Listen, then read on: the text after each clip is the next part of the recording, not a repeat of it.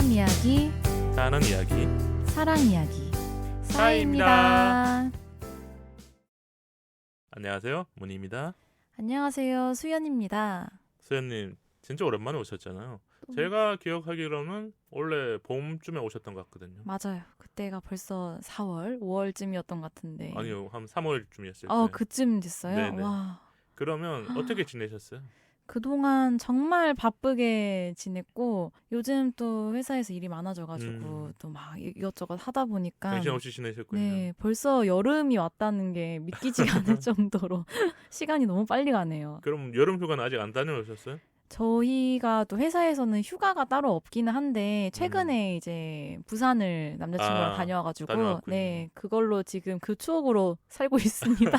그게 나의 에너지가 되는 거군요. 네, 지금 잘 버티고 있어요. 근데 제가 알기로는 원래 고향이 약간 바다가 가까운 동네잖아요. 아, 네, 고향이 울산이긴 네. 한데 또 울산과 부산은 달라요? 다르죠.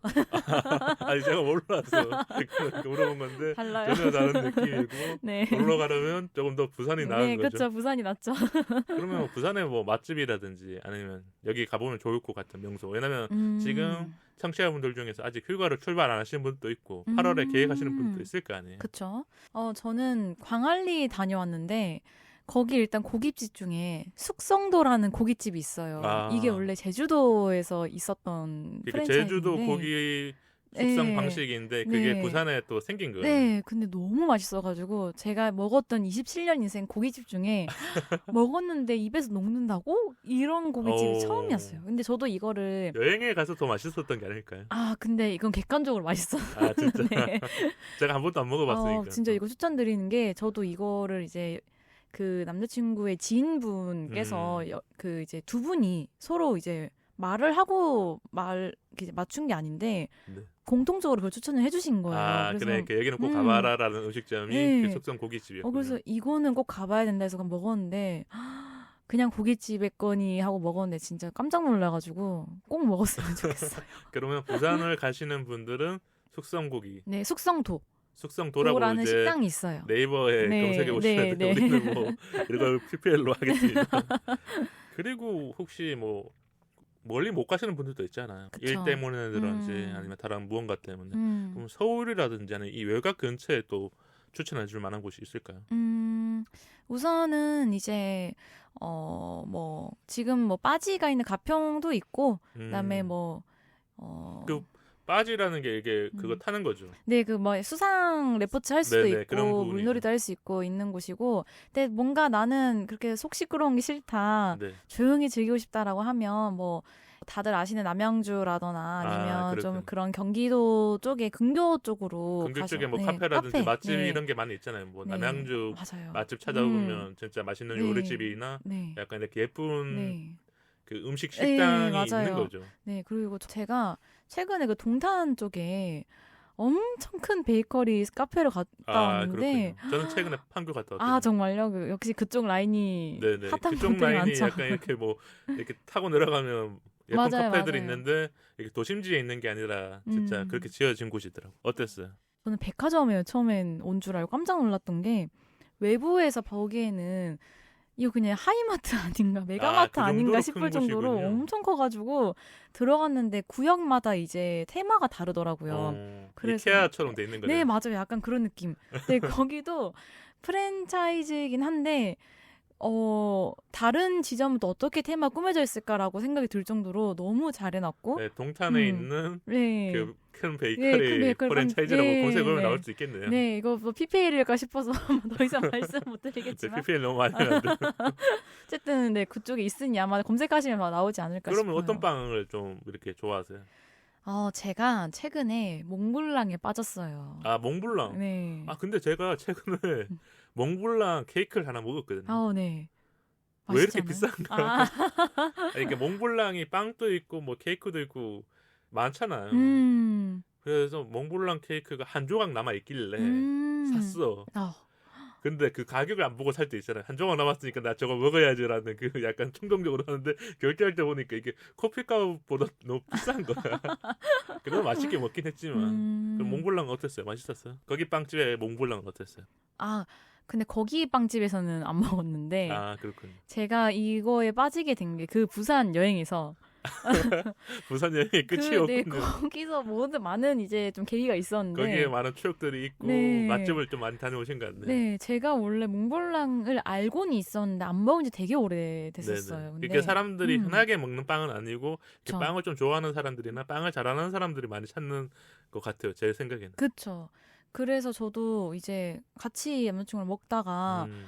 맞아, 이게 이 맛이었지. 근데 너무 맛있는 건데 또 앞에 거기가 맛집이었던 거예요. 네, 부산에서. 몽블랑 맛집이었군요. 네, 빵집에서도 맛집인 빵집을 가가지고 몽블랑에 한껏 빠져버려가지고 서울에 와서도 이제 보이면 그것부터 찾게 되는 거예요. 그러니까 몽블랑이다. 몽블랑을 약간 비교할 수 있는 거네요. 부산에 먹었었던 이 맛집의 몽블랑과 네. 서울에도 맛있겠지만 그쵸. 뭐가 더 맛있을지. 네, 그쵸. 일단 오늘 청취자분들이 들으면서 침을 한 번씩 삼키시지 않을까 이런 생각이 드네요. 저는 이 서울 휴양지를 좀 추천해드리자면 그 낙산공원을 한번 걸어가 보는 건 좀 어떨까 이런 생각이 들더라고. 아니 뭔가 이렇게 드라이브를 하는 사람도 있고 한강 쪽으로도 가잖아요. 그리고 또 생각했었던 곳이 외곽인데 그 출렁다리 있잖아요. 뭐랄까 이게 되게 무서운 곳 있잖아요. 거기 어디였었죠? 저 본 적 있는데. 뭐 온주에도 있고 뭐 파주인가 쪽 많이 있더라고. 이 맞아요. 출렁다리가 하나가 잘 되니까 여러 곳에 이런 따라서 비슷한 많이 뭐 했구나. 길이가 좀 다르거나 아니면 높이가 다르겠지만 그런 출렁다리들이 많이 나오더라고요. 그래서 외곽을 찾는다면 서울에서 1시간에서 1시간 반 거리 제가 내비로 찍어봤거든요. 가보진 않았지만 갈 생각으로 찍었는데 거기도 가보면 좋지 않을까. 아니 이렇게 뭐 멀리 가시는 분도 있겠지만. 그쵸. 그리고 또 추천해줄 만한 곳은 아까 말한 것처럼 경기도에 있는 예쁜 카페라든지 뭐 그런 음식점들이 좋을 것 같아요. 우리가 뭐 연남동, 뭐 압구정동, 뭐 이런 이태원 이런 데도 예쁜 맛집이라든지 카페가 많지만 조금만 벗어나면 뭐 이렇게 더 여유롭고 진짜 매장이 크잖아요. 그럼 되게 힐링이죠, 그게. 네. 그렇게 좀 돌아다녀 보는 게 좋지 않을까. 아니면 그냥 호캉스 해야죠. 뭐. 맞아요. 호캉스도 좋아요. 시원한 에어컨 밑에서. 그래서 이거는 청취자분들마다 개인 취향에 따라서 가보면 좋을 것 같고 그리고 댓글로 우리한테도 좀 추천해 주시면 좋을 것 같아요. 여기 한번 가보니까 좋았다. 아니면 원래 여기 갈 것 같아. 댓글 남겨주시고요. 혹시 수현님은 유튜브를 좀 보세요? 저는 최근에는 바빠서 막 챙겨보는 건 아닌데 그래도 틈날 때마다 보는 게 이제 쇼박스. 쇼박스? 그거는 또 어떤 유튜브예요? 혹시 그 장기연애라는 그건 몰라요. 정말요? 저는 진짜 유튜브 바보예요. 거의 잘 몰라요. 그래서 게스트분들이 맨날 얘기해주면 뭐지 이렇게 하거든요. 그러세요? 이게 되게 하이퍼 리얼리즘이라고 해서 정말 어딘가 있을 것만 같은 정말 극현실주의. 극현실주의에 연애하는 사람들에 대해서 연기를 하는 거예요. 직접 그분들이 연애를 보여주는 거예요. 근데 제가 방금 말씀드린 주제는 그 중에 하나였었고 이 테마 자체가 하이퍼 리얼리즘이어가지고 정말 어떤 테마든 이제 있을 법한 모든 일들을 되게 재현을 잘하는 느낌이에요. 네. 그러니까 이거 다 재현이라는 거죠. 네네. 근데 이 개그맨 이게 원래 KBS 출신 개그맨 분들 이제 마지막 기수 분들인데 이분들께서 연기도 너무 잘하시는데 특히 저희가 공감할 만한 포인트를 너무 잘 찝으셔가지고 보다 보면 저도 모르게 맞아 그러니까 이러는 게 있어요. 20대 분들이 좋아할 만한 포인트를 잘 찝어주기도 하고 그게 연기라든지 이렇게 재현을 잘 하시니까 이렇게 공감을 많이 하는가 보네요. 네, 그래서 저도 처음엔 MZ세대만 노렸나라고 했는데 30대, 40대 저희 엄마 아빠도 보다가 공감할 정도로 그러니까 뭔가 되게 나이 한정적이지도 않고 한국의 모든 많은 사람들이 되게 많이 좋아하는 그런 주제를 잘 뽑아가지고. 근데 왜 제 알고리즘에 안 나올까요? 제가 왜냐면 그냥 유튜브를 집중적으로 보는 건 아니고 이렇게 여러 가지 둘러보는데 아직 안 나오는 건데 곧 있으면 나올 수도 있겠네요. 네, 이거 굉장히 유명한 그 유튜버이기 때문에 한번 꼭 보시길 추천드립니다. 알겠습니다. 제가 편집하면서 틀어놓겠습니다. 네. 그리고 우리가 재밌게 얘기했는데 오늘 좀 얘기해 볼 만한 게 사회생활 중 괜찮은 사람 판단법. 우리가 다들 사회생활을 하거나 어떤 인간관계를 맺어가잖아요. 근데 이 괜찮은 사람을 판단하는 건 진짜 어렵잖아요. 어렵죠. 그러면 뭐 수연님 또 회사 생활도 하고 인간관계를 잘 만들어가고 있잖아요. 괜찮은 사람을 어떻게 판단하세요? 저는 가장 기본적인 어떤 예의나 네. 그다음에 그런 뭐 인사성, 그다음에 매너 요런 부분이 그러면 이런 세 가지가 일단 있네요. 인사성, 매너, 예의? 예의. 네. 이 세 가지를 만 갖춰도 제가 느끼기에는 되게 괜찮은 사람이다라고 느껴지거든요. 그럼 그런 예가 뭐가 있을까? 예를 들면 이제 뭐 미팅 시간이 뭐 3시예요. 그런데 늦어질 수도 있고 뭐 빨리 올 수도 있고 한데 네네. 거기서 나뉘는 이제 부분이 늦어질 것 같아서 제가 뭐 이제 뭐 언제까지 가겠습니다. 아니면 잠시 미루는 거 어떨까요?라고 먼저 이제 말씀 주시는 분들이 있고. 근데 그 시간에 돼서도 안 오다가 네네. 늦게 와서 이제 뭐 미안하다거나 네네. 아니면 뭔가 왜 늦었는지 말하게 되면 이건 사람들마다 네네. 받아들이는 게 달라지는 거잖아요. 네, 다를 순 있겠지만 근데 이게 이제 조금 뭔가 사회생활이라는 포인트에서 보면 친구 사이가 아니잖아요. 그리고 그렇죠. 뭔가 친구끼리는 저도 그렇게 늦으면 저도 뭐 화가 나거나 그러진 않는데 그렇다고 제가 막 사회생활에서 화가 난다 이런 건 아니지만 좀 서로 간에 지켜야 돼 이제 서로 약간의 약속과 이런 뭐랄까 비즈니스적 관계에서 네, 그쵸. 조금 신뢰가 조금 깎이는 그런 요소인 거네요. 그렇죠. 그거에서 먼저 말을 해주면 저도 그 시간대 피해서 잠깐 업무를 볼 수도 있는 거고 아니면 뭐 급한 일을 처리할 수 있는데 또 그거를 기다리다가 갑자기 이제 확 이제 뭔가 틀어지게 되면 서로한테 이제 또 신뢰가 금이 가는 상황이 발생하지 않을까. 되게 우리가 사회생활하면서 미팅이라든지 이런 회의 같은 거라든지 뭔가 협력업체라든지 아니면 이렇게 다른 담당자들과 무언가를 해야 될 때 내 시간도 써야 되고 그 상대방의 시간을 같이 공유해야 되는데 그게 달라질 때 그쵸. 말을 안 해버리면 나의 시간은 날아가는 거잖아요. 완전 날아가는 거죠. 근데 그 사람이 뭐랄까 정중하게 사과를 한다면 괜찮아지겠지만 워낙 이게 또 미팅이다 보니까 짧게 사과하고 넘어가는 경우도 생기니까. 그건 생기죠. 그런 게 또 반복되는 순간 더 금이 가고. 근데 회사 생활을 계속 해야 되니까. 해야 되고 하니까 이제 저 사람은 오늘은 좀 안 늦을까. 그러니까요. 오늘 또 늦을 것 같은데. 괜히 나도 모르게 그런 생각들이 쌓여가잖아요. 예민해지는 것 같아. 네. 그럴수록. 저 사람이 저런 사람이 아닐 텐데 너무 말을 안 하거나 소통이 없으니까 맞아요. 나는 저 사람이 이 회의 시간에 늦을 것 같다라는 생각을 하게 되고 그러면 이 사람은 괜찮은 사람의 범주에서 사라지는 거죠. 근데 저도 그런 생각이 되는 가정이 싫거든요. 프레임을 씌우기도 싫고 그렇게까지 딥하게 생각하고 싶지 않은 상황인데 그게 만약에 딥하게 생각이 될 수밖에 없는 것 같아요. 없게 되니까 그런 상황이 싫은 거예요. 그 상황 그게 자체가. 제가 생각했었을 땐 회사 생활이라는 게 뭔가 꼭 타임 테이블이 있는 건 아니지만 계속 무언가를 계속 해야 되고 누군가에게 말을 해야 될 수도 있잖아요. 그러니까 내가 이 미팅이 끝나면 다음 무언가가 있거나 아니면 팀장님이라든지 상사분이랑 뭔가 있는데 늦었을 경우에 그쵸. 원래는 뭐 3시에서 4시까지 하고 딱 끝나야 되는데 한 20분 늦었어. 그러니까 4시 반에 원래 팀장님을 만나러 가야 되는데 늦으니까 완전 시간도 줄어들고 팀장님한테 내가 원래 말을 안 해도 되는데 팀장님한테 말해야 되는 순간이 생기는 거고. 그쵸. 그래서 나비 효과 같은 경우예요. 이게 작은 하나의 무언가 실수일 수도 있지만 잘 보면 그걸 통해서 이런 파장들이 더더 커지는 그런 그래서 상황이 오늘 하루가 진짜 엉망이었어. 그쵸. 그런 생각이 들 수 있겠네요. 맞아요. 저는 근데 괜찮은 사람을 판단하는 방법이 사라졌어요. 이게 예를 들면 일주일에 5명 정도만 만난다. 비즈니스적으로나 아니면 게스트로 이렇게 만나는 게 적으면 내가 그래도 이런 기준이 생기잖아요. 근데 너무 많이 만나니까 이 기준을 어디 둬야 될지 모르겠어요. 이 사람이 맞는 건지. 근데 수연님이 말한 것처럼 지각이라든지 이런 다른 부분들은 분명히 나만의 기준에서 이 사람은 너무 자주 지각을 해.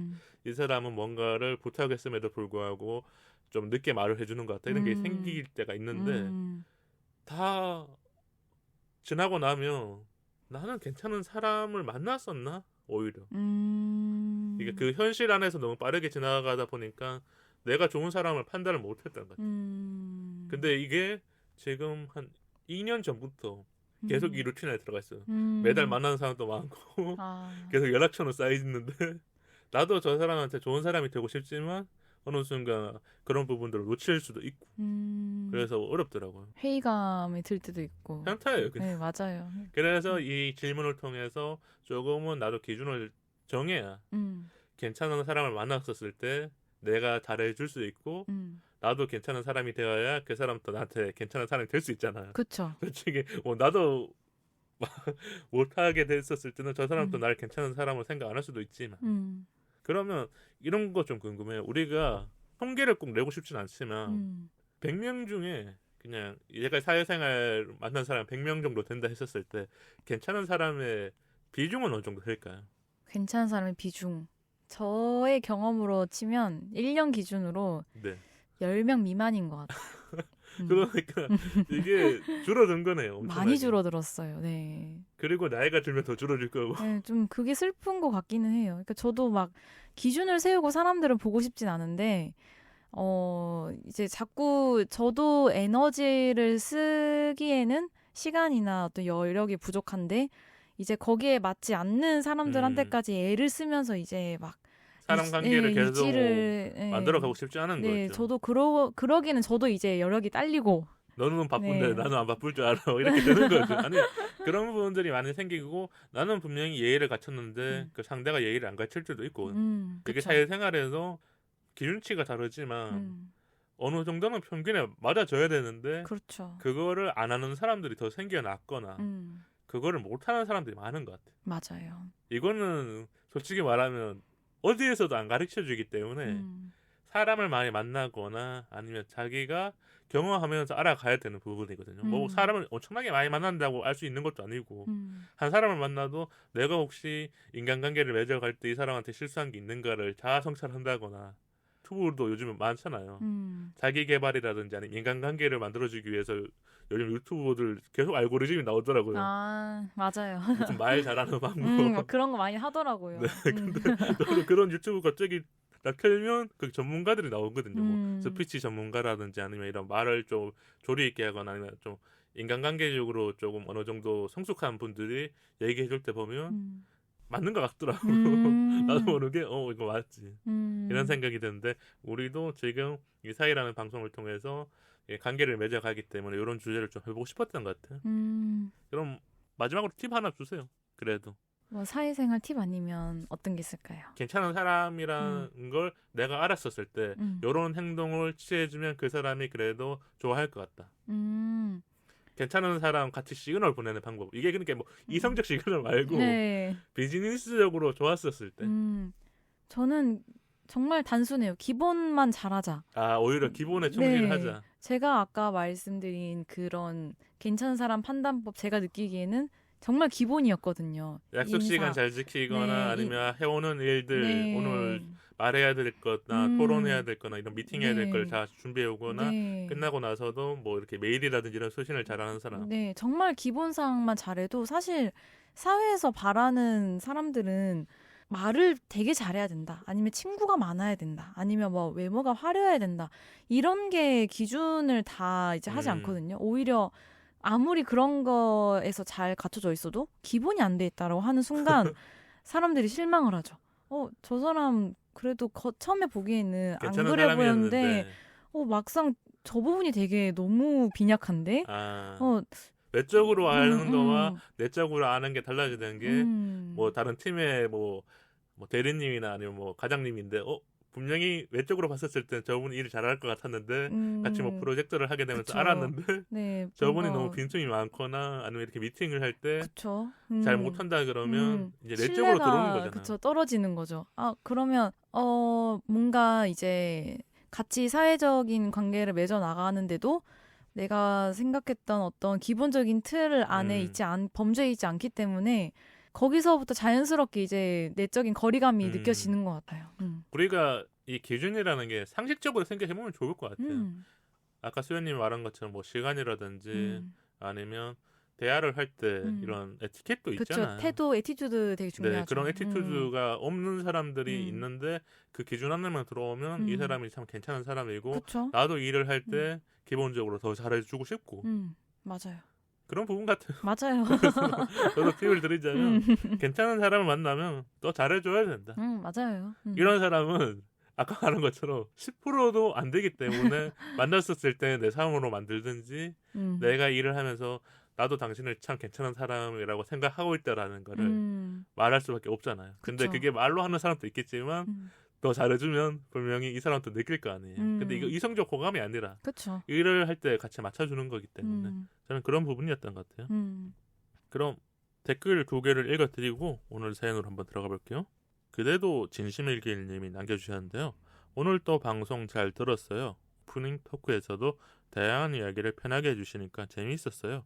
많은 분들이 사이 방송을 알 수 있게 저도 널리 퍼뜨릴게요. 홍보 감사드립니다. 그리고 이렇게 남겨주셨는데 클로징 듣는데 위로가 되네요. 늘 좋은 대화 정말 감사해요. 지난 주제가 친구 이상 이성 미만 감정이었거든요. 수연님은 뭐 이런 감정을 느끼신 적 있어요? 어릴 때? 이거 안 느끼는 사람도 있을 것 같네요. 근데 저는 워낙 무뎌가지고 그런 감정을 느끼시지 네, 않았거든요. 제가 느꼈던 적은 없었던 것 같아요. 알겠어. 그리고 다음 댓글 또 읽어드리자면요. 춤을 추듯이 님이 남겨주셨는데 감정이라는 게 참 어려워요. 내 마음인데도 그래요. 친구를 짝사랑한 적 있었는데 근데 고백까지 못했어요. 왜 못했을까 후회되네요. 아마 이게 친구 이상 이성 미만 감정에서 고백을 하지 않으면서 딱 이렇게 사라졌던 경험이 아닐까 이런 생각이 들고 비가 와서 방송 듣기 더 좋네요. 좋은 주제 선정해 주셔서 옛날 생각하며 듣고 가요 이렇게 남겨주셨어요. 최근에 이렇게 소나기가 많이 내렸잖아요. 그쵸. 소연님은 비 오면 어떤 생각하세요? 저는 사실 좀 기분이 날씨파여가지고 비 올 때 더 안 좋아? 비 오면 솔직히 처음에 눈 뜨면 기분이 저게 좋지는 않아요. 이게 출근할 때 비 오면 좀 그렇잖아요. 네, 그것도 그렇고 어렸을 때부터 비가 오는 날에는 저는 햇살을 되게 좋아하거든요. 햇볕 쨍쨍한 날을 좋아하는데 비가 오면 조금 우울하고 오히려 그러니까 네, 이게 축 처져, 흐리거나 네. 그 비가 오기 전에 전조 증상이 있잖아요. 네. 그래서 저는 비 오는 날보다는 사실 맑은 날을 되게 좋아하긴 하는데 그래도 저는 이제 또 초긍정 모드이기 때문에 그래 또 비 오면 비 오는 대로 안에서 나름의 행복을 찾아보자 하고 이제 나만의 스스로, 이런 무언가를 또 채워가면서 네. 지내고 있다. 비라는 건 잠깐 지나갈 뿐이니까 이렇게 생각하면 좋겠네요. 여러분 2분 댓글 감사드리고요. 오늘 사연으로 한번 들어가 보겠습니다.